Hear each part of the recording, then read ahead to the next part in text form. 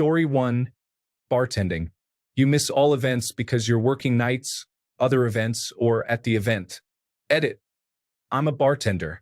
This is what my most recent ex and I said, as she also used to be in the industry. Story 2. When I grew up, the local fishmonger's assistant just could not get a date.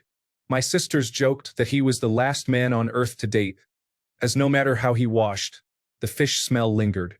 Story 3. Social media influencer cannot deal with the camera rolling constantly, constant drama, and possibly having to deal with her airing dirty laundry on social media. Anyone married to their job and is absent all day every day. Multi-level marketing peddler. These days has a high overlap with influencer. Most of the time, they believe in ineffective products like body wraps or whatever is popular nowadays. Story 4. Anyone who peddles multi-level marketing products and services. Totally wrecked my marriage. My ex appears to be happily remarried to someone who was in his downline. Story 5. I had a friend who worked at a funeral home for 10 years. He always said he would have better luck if he told women that he had been in prison for 10 years. Story 6. I have nothing against chefs, but a lot of people think that dating a chef means he will cook for you all the time. You kind of romanticize his job, but it's actually the opposite. Cooking is work, and we don't like to bring work home with us. His hours are terrible, weekends, holidays, nights. You want to have Thanksgiving as a family? That might not be the case if you're in a serious relationship or marriage with a chef. Also, artists. I say this as someone who paints. I don't like to say I'm an artist, so I might be a major hypocrite here. But there is something about the art world that draws some of the most self-centered people on earth. Story 7. As a retired firefighter and paramedic, I would say firefighters. It seems like many women in their 20s think dating or marrying a firefighter is some kind of fantasy dream. The truth is we work 24-hour shifts, and a large part of the time on our days off all we do is sleep. The schedule and the number of calls just beat your body to hell. Many folks enter the fire service looking like a Greek god or goddess, but 10 or 20 years later, they're just broken and beat up with chronic knee pain, back pain, and hearing loss. This is all aside from the serious trauma they deal with, which we cannot even talk about because few people want to hear it. Many jobs take a physical toll, many jobs take a mental toll, but very few jobs take both the physical and mental toll that being a first responder does. Story 8. Volatile income due to many external factors you cannot control, high rates of depression and suicide, and all the challenges that come from mental health issues, inability to get away, and an overall doom and gloom mindset. It may feel idyllic at first or the rare year things go well, but overall it is just one crisis after another. I say that as a former farmer. Story 9. Stand-up comedians have weird work hours and locations, spending whole months away for fringe festivals. There is casual alcohol and drug use, infidelity, and worst of all, anything that happens in your relationship will be made public if they think they can make it funny or interesting. Story 10. As a personal trainer, personal trainers, you're not hungry, you're just exercising. Leave your personal trainer alone. They're completely different outside the gym and often are very boring people. Story 11. A seafarer. Based on experience, because I am currently a seafarer. Long contracts and lack of reliable cell services can be a burden. Aside from those, there is also the stigma that if you date a seafarer, chances are they are getting laid every time we arrive at ports. Like, what the heck? It's not that there are lines of women waiting for us outside the port area. Most of my time is spent looking at the sea and finding a reliable and stable cell service. Story 12. Hey baby, how would you like to date a male teacher? I have to work evenings and weekends to keep up with an unreasonable workload. I'm cranky because I deal with social issues and don't get mental health support to process witnessed or secondhand trauma. There's a pretty good statistical chance I won't break 6 figures until I'm in my late 50s or early 60s. My pay doesn't match inflation, and there's a social perception that I'm in teaching because I'm a pervert. Baby, where are you going? Stop running, girl. I help build up my community. Why are you throwing Starbucks gift cards at me? Yeah, there's a reason I've only dated fellow educators. Story 13. This thread is interesting. It just goes one by one through every job that exists in our society and how they put strains on our relationships. Jobs, or the need for money to survive, are basically in our way from living the way we want to live. I wish we could redesign society to make it less the way it is. Story 14, brokers, any kind of broker, real estate, insurance, investment. They are always networking. Their goals are all sales-oriented. And the number of people in these fields who then devolve into treating their personal relationships as transactional is too damn high. Story 15.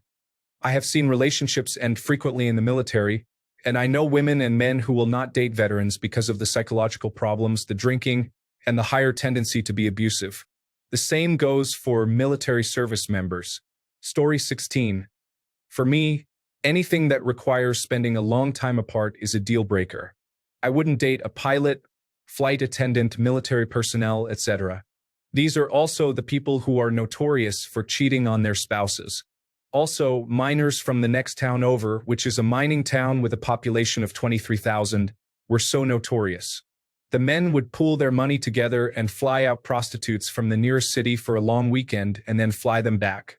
I forgot how unpleasant miners can be. I'm so glad I moved away from that place. That town was truly the worst part of Australia. It was a dirty town that made you feel like you were in the gutter.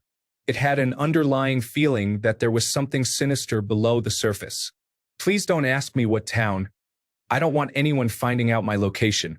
There was also a Facebook page called The Mines Cheaters, which caused chaos, broke relationships, tore families apart, and ruined the lives of the kids of those families. It got shut down, but a lot of men and women were exposed as cheaters on that page. It was a huge mess. Story 17.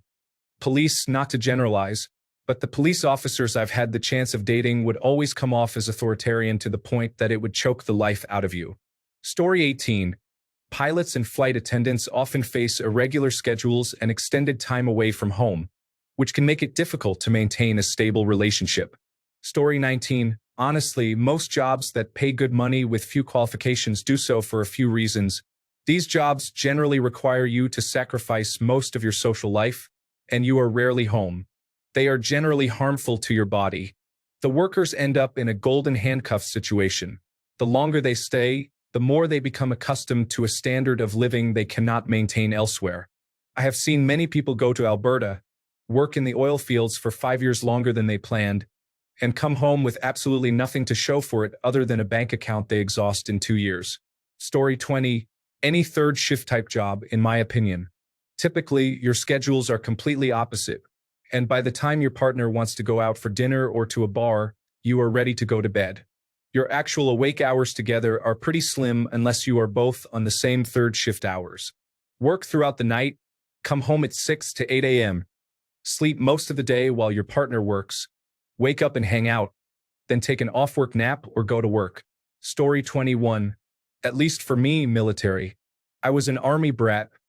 I got dragged across the country every 2 years. Never again.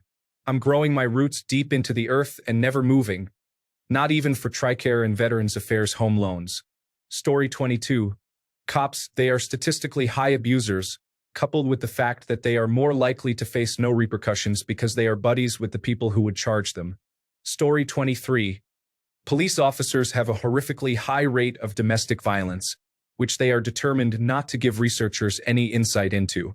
So, I feel like that could put a damper on things. Also, the cases of them stalking and murdering former partners are a bit rarer, but they all share lots of disturbing situations where they abuse their power, including threatening your healthcare professionals. Story 24. Cops are the obvious ones. Truckers, pilots, flight attendants, people who do the 2 weeks on and 2 weeks off type travel jobs. Basically anything where you are gone a lot of the time. Zookeepers are going to have a lot of strong smells to deal with, and I just cannot with certain mustelid or fecal smells. Food service might be one for those who need to not be around drugs. It is the industry most likely to have substance abuse issues, with 19% reporting using an illegal substance within the last month and 10% reporting that they are on a substance for a majority of their shifts. Story 25. My job. I'm a geologist working a difficult 15 on 6 off schedule. I used one of those breaks to drive north to Yellowstone, but only being home for 10 days since August 1st is brutal. Story 26. A lot of people say any jobs where you regularly have to be away from home for extended periods of time, such as truck drivers, pilots, travel nurses, and so on, would be deal breakers because their partner spends so much time away from home. That said, I would love a partner who had a job like that. I am an extremely introverted person, and I crave alone time. I don't just mean my partner spends time in their room while I spend time in mine. I need to feel like there's absolutely no one even near my home or property for several days at a time to fully de-stress. Similarly, jobs where my partner had an alternate schedule to mine, like night shifts versus day shifts, would be great for the same reasons. To actually answer the question, though, I think jobs that would be deal breakers for me are jobs that fundamentally disagree with my values, such as jobs that take advantage of people like insurance agents, some kinds of lawyers, not all lawyers, many lawyers are great, people who work in the fossil fuels industry, and so on. I also might find it hard to be with someone who works a job that makes them smell. I have a sensitive nose and would be very quickly turned off by someone if they came home every day smelling like a farm, feces and urine, refuse, and so on. I'm not trying to say that people who work those jobs are bad. In fact, it's quite the opposite. Farmers, sewage workers, sanitation workers, and so on are part of the backbone of modern society, and I have the utmost respect for what they do. It's just that I personally couldn't stand dealing with that kind of smell all day. Story 27.